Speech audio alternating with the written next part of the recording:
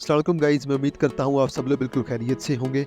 आज हमारा पीएसएक्स का लेक्चर नंबर 20 है और आज एक बहुत ही इंपॉर्टेंट टॉपिक मैं आपके सामने लेके आया हूँ। आज का हमारा टॉपिक ये है कि हमने इन्वेस्टिफाई से कैसे ये चेक करना है कि कंपनी के फंडामेंटल स्ट्रॉन्ग हैं कि नहीं। लेट्स सपोज मैंने एक सेक्टर उठा लिया, तो उस सेक्टर में से हमारे पास प्रॉपर्टी का सेक्टर है, उसमें से मैंने एक शेयर उठा लिया TPLP। तो अब TPLP के हम देखेंगे फंडामेंटल्स हम कैसे चेक करेंगे इन्वेस्टिफाई ऐप से कि वो हमारे पास जो शेयर है TPLP फंडामेंटली स्ट्रॉन्ग भी है कि नहीं।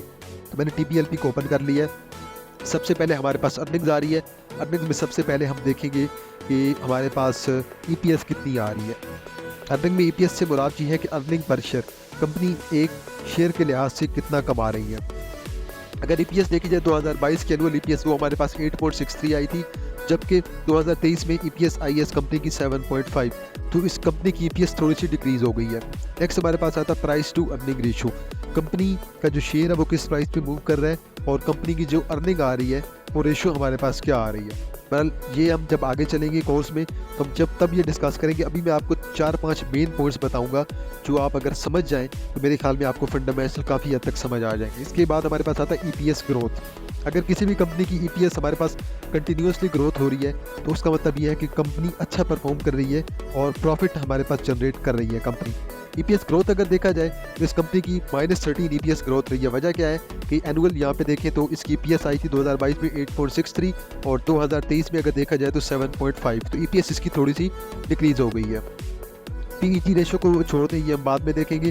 देन फॉरवर्ड PEG रेशो को भी छोड़ दें, ये हम लोग बाद में डिस्कस करेंगे जब हमारा कोर्स आगे बढ़ेगा। देन परफॉर्मेंस की बात कीजिए। परफॉर्मेंस में सबसे पहले आ जाता है हमारे पास रिटर्न ऑन परसेंटेज।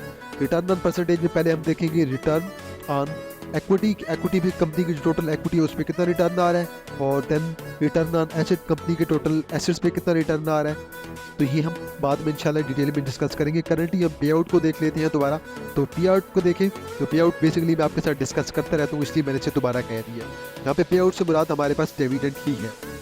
तो डिविडेंड अगर देखा जाए 2022 में कंपनी का 0.0 डिविडेंड है और 2023 के लास्ट क्वार्टर में भी 0.0 डिविडेंड है।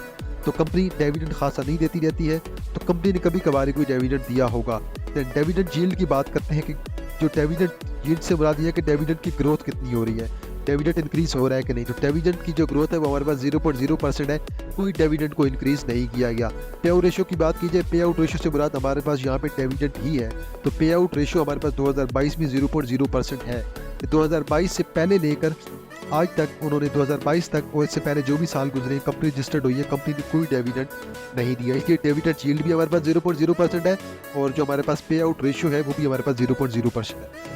पे आउट रेशो के बाद एक और चीज़ हमारे पास इंपॉर्टेंट आती है वैल्यूएशन। लेकिन वैल्यूएशन से जो ज़्यादा इंपॉर्टेंट चीज़ है वो हमारे पास है फाइनेंशियल हेल्थ। फाइनेंशियल हेल्थ में अगर देखा जाए तो 8 से 10 हमारे पास रेशो आ जाती है, लेकिन यहाँ पे 3 रेशो डिस्कस किए जिनमें से 2 मैं आपके साथ अभी डिस्कस करूँगा। वैल्यूएशन में देखा जाए बुक वैल्यू पर शेयर कि कंपनी की जो बुक वैल्यू है वो कितनी बन रही है। लेट्स सपोज इस कंपनी की बुक वैल्यू बन रही है 26 और इस शेयर की प्राइस अभी कितनी है, तकरीबन 12.70। आप 13 कंसिडर कर सकते हैं। जो कंपनी डिविडेंड देती है तो उसकी जो हमारे पास करंट प्राइस होती है वो हमारे पास बुक वैल्यू पर शेयर से हमेशा ज़्यादा होती है, लेकिन इस शेयर की प्राइस हमारे पास करंटली है 12 से 13 है।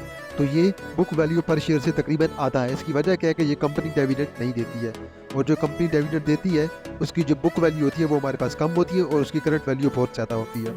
अब price to book value, company के प्राइस कितना है 12 है और बुक वैल्यू कितनी है 26 है। तो दोनों की रेशियो अगर देखी जाए 0.48 बन रही है, तो मेरे ख्याल में बुक वैल्यू से हाफ है। नेक्स्ट हमारे पास आता है मार्केट कैपिटलाइजेशन। मार्केट कैपिटलाइजेशन का मतलब ये है कि कंपनी के जो टोटल शेयर्स हैं जो मार्केट के अंदर ट्रेडिंग हो रही है जिनसे, या जो कंपनी ने होल्ड करके रखे हुए हैं, वो हमारे पास बन रही है 7.25 बिलियन। देन हमारे पास आता है इंटरप्राइज वैल्यू। इंटरप्राइज वैल्यू के अंदर हम मार्केट कैपिटलाइजेशन को भी शामिल करते हैं और साथ में हम जो इन्वेस्टर्स की जो इन्वेस्टमेंट होती है, या फिर इन अदर वर्ड्स जो लोगों ने आपको लाइबिलिटी दी होती है, लोगों ने आपको कर्जा दिया होता है कंपनी को, वो भी हम इसमें शामिल करेंगे इंटरप्राइज वैल्यू में। इंटरप्राइज वैल्यू थोड़ी सी कम है क्योंकि इंटरप्राइज वैल्यू में हम जो करंट कैश होती है वो माइनस कर देते हैं। बहरहाल जो इंपॉर्टेंट टॉपिक है वो हमारे पास बुक वैल्यू पर शेयर है और प्राइस टू बुक वैल्यू है। दैन मार्केट कैपिटलाइजेशन इतना इंपॉर्टेंट नहीं है और इंटरप्राइज वैल्यू भी इंपॉर्टेंट नहीं है। फाइनेंशियल हेल्थ में पहली जो रेशो है वो बहुत ज़्यादा इंपॉर्टेंट है। इन दोनों रेशो को हम बाद में डिस्कस करेंगे जैसे जैसे ये कोर्स हमारा आगे बढ़ता जाएगा, लेकिन अभी हम बेसिक चीज़ें इनकी देख लेते हैं ताकि आपको फंडामेंटल समझने में आसानी हो जाए। करंट रेशो किसी कंपनी की जो करंट रेशो अच्छी समझी जाती है वो 2:1 समझी जाती है।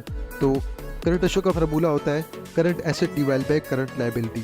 तो यहाँ पे 2.70 से मुराद हमारे पास करंट एसेट है और 1 से मुराद हमारे पास करंट लायबिलिटी है। तो कंपनी की जो एसेट्स हैं वो ज़्यादा हैं और लायबिलिटी कम है। 2:1 हमारे पास अच्छी रेशियो होती है, लेकिन यहाँ पे जो रेशियो है 2.7:1 है, जो कि बहुत अच्छी रेशियो है। मतलब ये है कि कंपनी पे कर्जा कम है और कंपनी के अपने एसेट्स बहुत ज़्यादा हैं। फिर हमारे पास आ जाता है क्विक रेशो। क्विक रेशो बहुत ही ख़तरनाक कंडीशन में यूज़ की जाती है जब कंपनी को कैश की अशद ज़रूरत हो, कि कंपनी को बिल्कुल ख़त्म किया जा रहा है और कंपनी अब लिक्विडिटी की तरफ जा रही है। तो क्विक रेशो देखें, क्विक रेशो अगर कंपनी की देखें वो आ रही है हमारे पास 2.52:1। तो क्विक रेशो को हम 1:1 अच्छी एक रेशो को कंसिडर किया जाता है, लेकिन इस कंपनी की जो हमारे पास क्विक रेशो है वो हमारे पास 2.52:1 आ रही है। तो मेरे ख्याल में ये भी हमारे पास बहुत ही अच्छी रेशो है। तो इसके अलावा अगर आप किसी भी एक और इसके रिलेटेड अगर आप एक और शेयर खोलना चाहते हैं, Sabi nga ate ko kasi stop ko din sa yes. तो आप बैक जाके कोई और शेयर ओपन कर सकते हैं। लेट्स सपोज मैं यहाँ से एक और शेयर ओपन कर रहा हूँ। मैं यहाँ पे एक और इसी कंपनी का इसी सेक्टर का शेयर है पेस।